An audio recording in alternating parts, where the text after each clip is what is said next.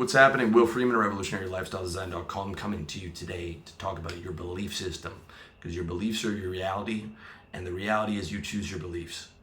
Unfortunately, a lot of people run on unproductive programming that they learn from their parents or from society or from their teachers or from their friends growing up.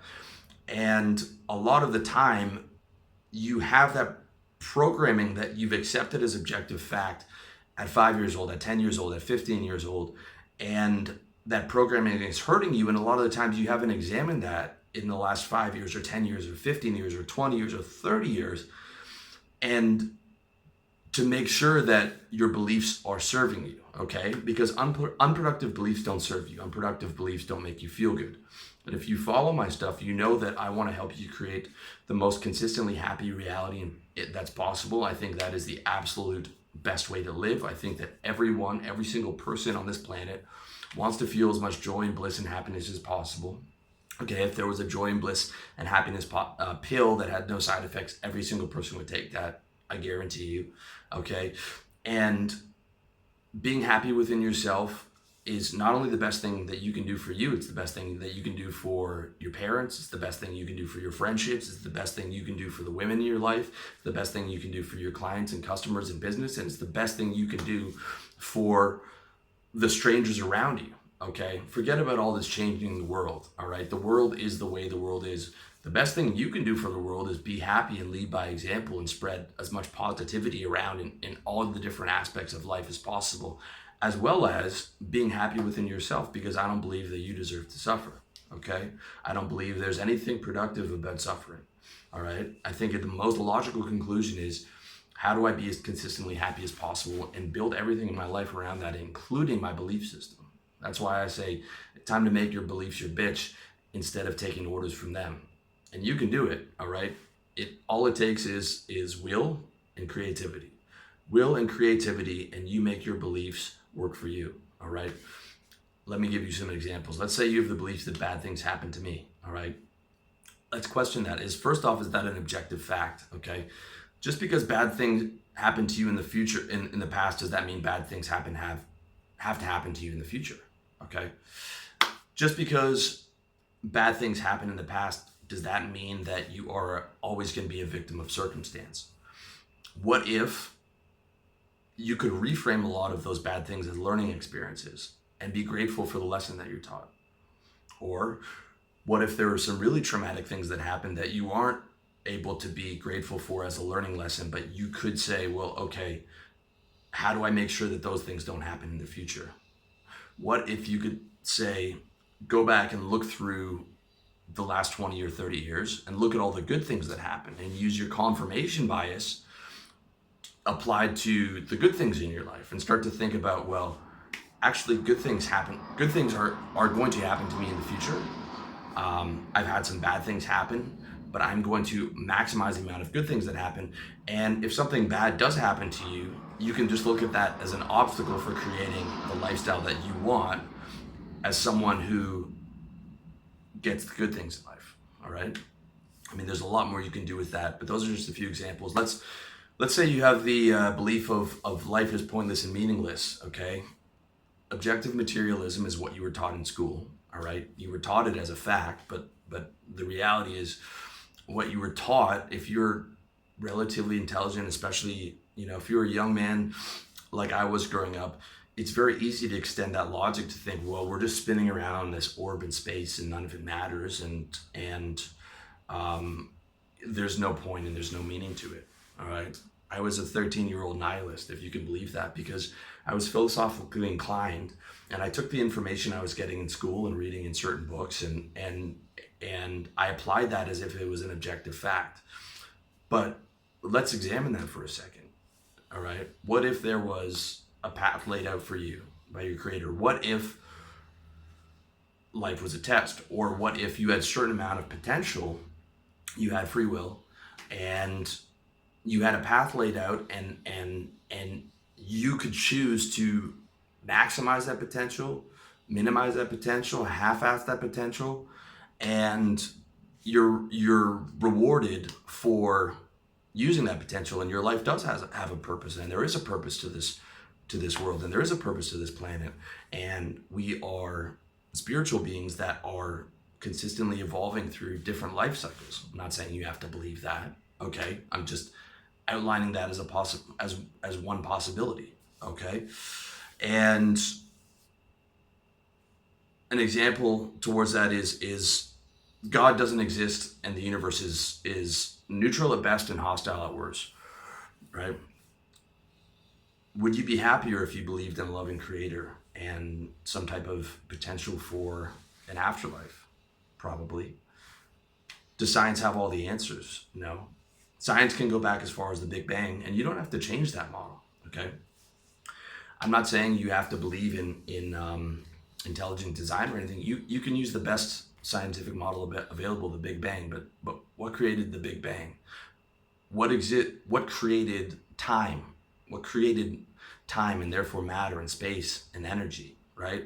Because if the Big Bang happened 3 billion years or so, there was a point before time existed. What created that? And then what sustains that, right? Scientists are constantly analyzing down to the smallest particles, and then 10 years later they'll find a smaller particle, or they find that there's actually space between particles, and that matter is primarily space, right? And then you have stuff like the Heisenberg principle, where the subject affects the object. It's like you can go deep into that and science won't have an answer for you. Okay, so what if science didn't have the answer, and what if you start looking at people who are able to speak with authority on those subjects? Okay, what if you started at looking at spiritual authorities that, you know, a billion people believe in? So instead of writing that off like I used to do about religion, I would say, well, let me explore that and see what kind of information they have. Maybe they have a better model for me where I can believe in positivity, I can believe in a loving creator, I can believe in an everlasting spirit. Maybe if you're interested in that. Okay, I mean, if you're not, you could still frame it as, well, life has meaning within my life. The present moment exists. The present moment's real. The world is real. Suffering is real. You know, I can go through my life and limit suffering for myself and others and feel like some kind of an achievement when I live that way, right? Let's say death, all right? That's the granddaddy, right? Death is happening, 100% for sure. You can't argue your way out of that one, right? Well, at least 3 billion people believe in life after death.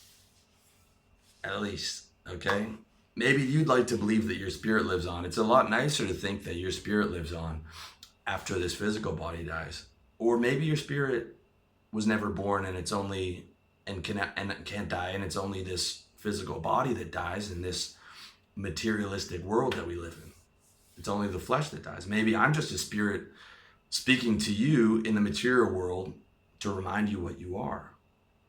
And maybe there are perfected spirits or perfected souls that have fully merged their river into the divine ocean, like Christ and Buddha and Ramana Maharshi and Anandamayi Ma and Ramakrishna, and the list goes on. Maybe that's also something that you can investigate in if you're interested in it. Let's say you think that you have depression, okay? Now, you might be depressed now, but what if that was just a transient state? What was that? What if that was just how you're feeling now? What if you could look back over the last month and see a time where you laughed? Maybe you were watching Family Guy and you found that funny and you weren't depressed in that moment. Or what if you could look back through the 8 hours a day that you're asleep, you're not depressed there? Or what if you could look back through the times you're having sex in the last month where you were enjoying yourself? So what if just depression was just a state that you entered in a lot, but that was also transient? Okay, because then that gives you the freedom to say, well, hey, I had happy moments here. What do I do to make more of these happy moments? Maybe I can model someone who's happy. Maybe I could devote my life to modeling happy people, taking total control over my environment, and trying to create a lifestyle that's as consistently happy as possible every day. What if I devoted all my energy to that? Because that's how much I hate being depressed. What if I could never be depressed again? Right? Real talk, guys. I mean, this is real serious stuff, and the effects of being able to do that is so powerful. Okay? Because I used to be depressed when I was 20. I'm not depressed now. I don't have depression. I was depressed, but I didn't have depression. I had people that are depressed in my family, and I had a genetic predisposition to go into that state, but I don't have depression as something that is a consistent state for the rest of my life. I had a depressed state, and now I don't. And I barely ever go into that state for more than maybe 5 minutes at a time. Okay. What about the belief of I'm not successful? What does success mean? Does it mean driving a Ferrari, or does it mean you living in joy and abundance? To me, success is the most successful person is the happiest person. The most successful person to me is the person who suffers less. Okay. What if you could change your definition of success and still pursue the materialistic toys that you want? Don't get me wrong. I like to be successful in the world in the way that the world defines it. I like to have the toys. I like to live in nice places. I like to have women in my life and all these things. But you can have all these things, but what if that wasn't the main focus? What if the focus was, I only want the things that are going to bring joy to my life, right? How much joy does that Ferrari bring, right? As opposed to creating like the ideal lifestyle for yourself. Maybe you can make a lot of money and get a Ferrari and have it bring a little bit of joy to you. But I mean, to me, success is the most joy and the most abundance and the most freedom. Okay. You could totally change your definition of success. You could also model people who are successful, right?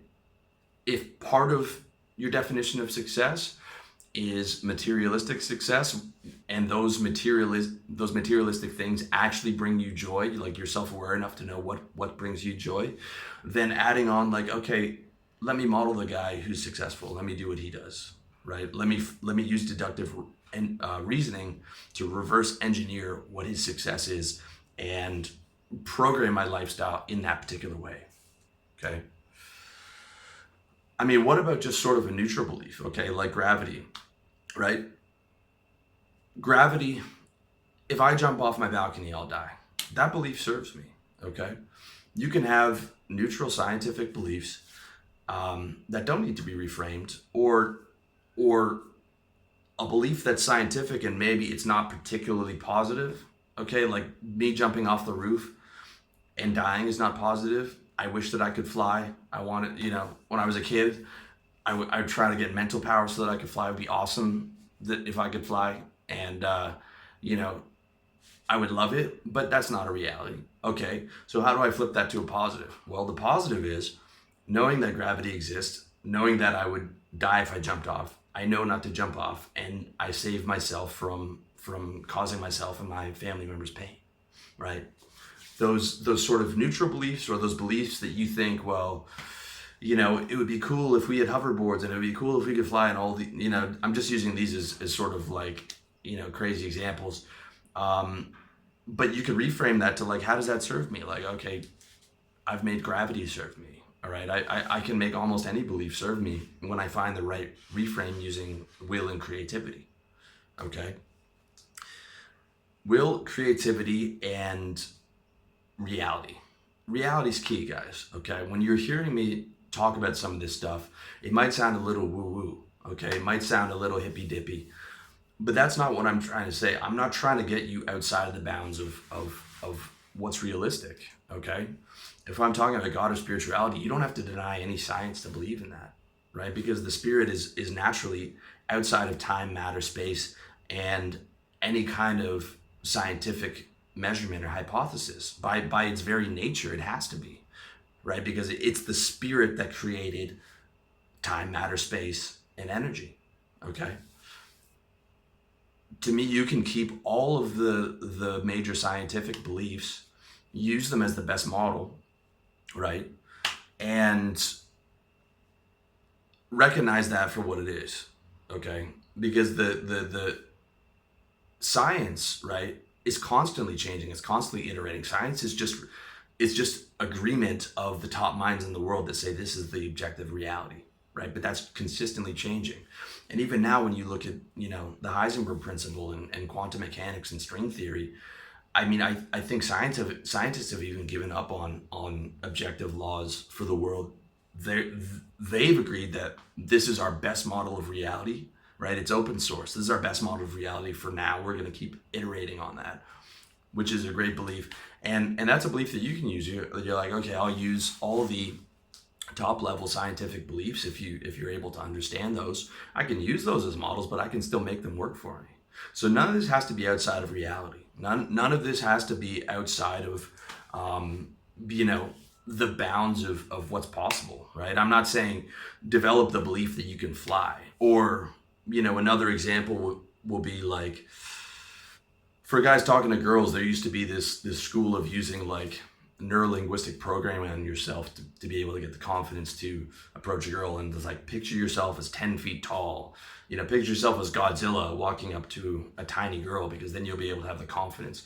Well, that kind of thing would never work for me, because I know that's not reality. All right. Instead, right, if I wasn't getting the success that I wanted with women, what I would do is I would say, well, this hasn't been working out so far. So how do I create a belief where I am able to get the success that I want with women? And the best way to do that is to model success, right? Who's good with women? What do they have? Most likely they're better than average looking. How do I get myself to look as good as I possibly can? Okay. Dressing well, being fit. And then how do they speak to women? Okay, let me model that level of game and use that. All right. What's their ratio of getting women? Okay, so I know I have to do X amount of approaches, or maybe if that guy's better looking than me, I have to do 10X that amount of approaches, right? And then as you start to make progress, you're like, oh, okay, I can see all the mistakes that I was making. Oh, okay, I can see all these different levels. And now my belief system's in line with reality, and now I've got a goal, and now I've got something that I'm working towards, and I can see progress. And even if I'm not getting the results that I want, I can still see that I'm like step by step moving up to where I want to be, okay? And all that is in line with reality. So that's when you know you have a good belief system, right? You've questioned the old belief, you've opened it up for possibility, you've recognized that you would like to change that belief, and then you use your will, creativity, and created a new belief that is in line with reality. Make sense? So that's my attitude on it, okay? What if you could dig up every belief that causes you doubt, depression, and despair? Or even just beliefs that make you feel unmotivated and mediocre, right? What if you could dig all those up? Now, you might be thinking, sure, it's hard, but dude, everything worth doing is hard. Every single thing worth doing is hard. If it was easy, everyone would be happy.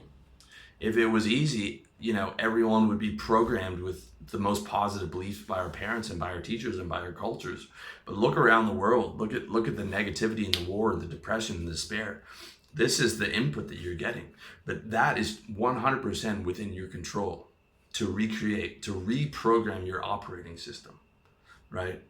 To get all the new necessary parts in there and the fastest processor and the best graphics card. You can go out, and buy that. You can buy those books that are going to help you reframe, or you can do it yourself, right? You can learn how an operating system works. You can dig in there and become a technician on your own operating system, right? On your own personal computer, and you can do it for free. So that's the reality.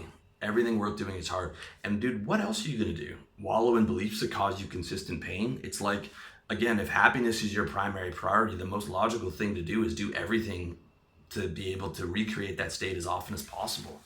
And a major part of that is going through the belief systems that are hurting you. I mean, you could do it right now if you want to. You could just run through your 10 most painful belief systems and just sit there. You could sit there all day and just bang out better reframes for those. I would bet, I don't care if you've got a job or a business or whatever, if you sat there all day and just did that, that would be the most productive day of your year. I'd bet money on that. All right.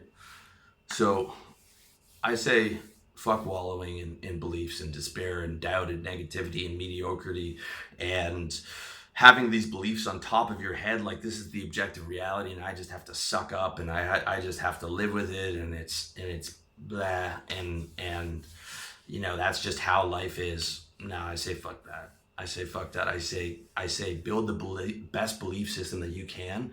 I say go hard as a motherfucker on it. I say go hard every day on getting those reframes and creating better belief systems and better models and building a better operating system within yourself. And I say, make your beliefs your bitch. And that's all I have to say for this video. So I hope you found it useful. Check me out, revolutionarylifestyledesign.com, iTunes, SoundCloud, Facebook. Much love to you. Thank you so much for watching. Let me know what you think.